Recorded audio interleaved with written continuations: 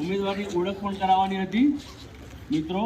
અને આપણા દોપટ પંચાયત સીટ કહેવાય એની અંદરથી ઉમેદવાર તરીકે આપણે પસંદગી એમની કરેલી છે અને મહિલા સીટ હતી સામાન્ય સીટ એટલે આપણે એમને ઉમેદવાર બનાવ્યા છે મિત્રો। ભારતીય જનતા પાર્ટી અને ભારતીય જનતા પાર્ટી વિશે આપણે બોલીએ તો સવારથી સાંજ અને સાંજથી સવાર પડી જાય પણ ત્યાં સુધી આપણે એટલું બધું બોલવાનું થાય પણ એટલા બધા કાર્યો કરેલા છે મિત્રો। ઝાઝી વાત નહીં કરતા આપણા ગામની જ વાત કરીએ, ઝાઝી વાત ના કરતા આપણા ગામની જ વાત કરીએ। ભાટેરાની અંદર પહેલાં 15-20 વર્ષ પહેલાં જ્યારે આપણી સરકાર નથી અને આપણા ધારાસભ્યો પણ નહોતા,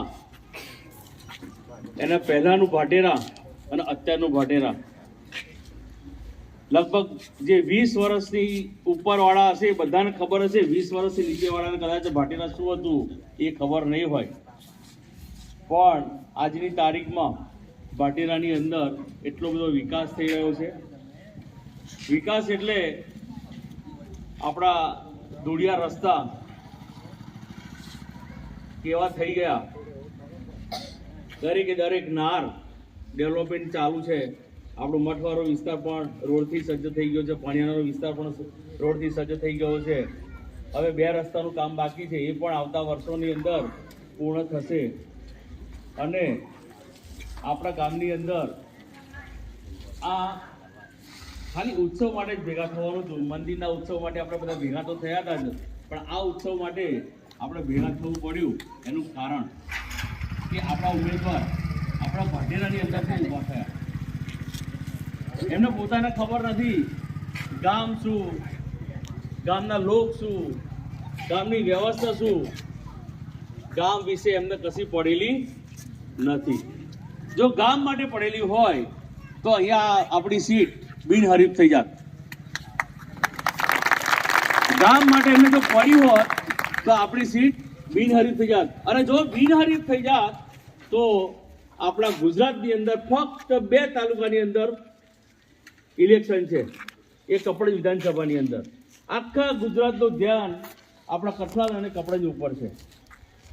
તો મિત્રો આખા ગુજરાતની અંદર થાત કે ભાઈ તાલુકા પંચાયત, કઠલાલ તાલુકા પંચાયતની અંદર એક ભાટેરા ગામ એવું છે કે બિનહરીફ થઈ ગયું, અને એ બિનહરીફ થતાં થતાં લોકોને તો ખબર પડત, દુનિયાને ખબર પડત, ભાટેરા શું છે એ ખબર પડત।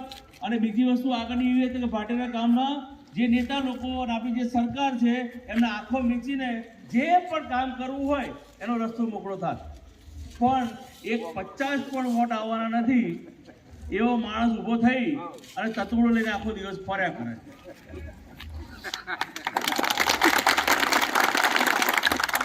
ગામનું પણ મહત્વ નહીં, અને જે જગ્યાએ ઘોર બધું કરે છે ક્ષત્રિય સમાજમાં, જે જગ્યાએ ઘોર બધું કરે છે એ ક્ષત્રિય સમાજની હવે ઊભા થઈ ગયા છે ભાઈ। એટલી પણ પોતાની પણ એને ખબર નથી સરકાર શું, કેટલા વર્ષથી મોદી સરકાર ચાલે છે, અને મોદી સરકાર હિન્દુત્વ વિશે અને આપણા કેટલા મંદિર, રામ મંદિર,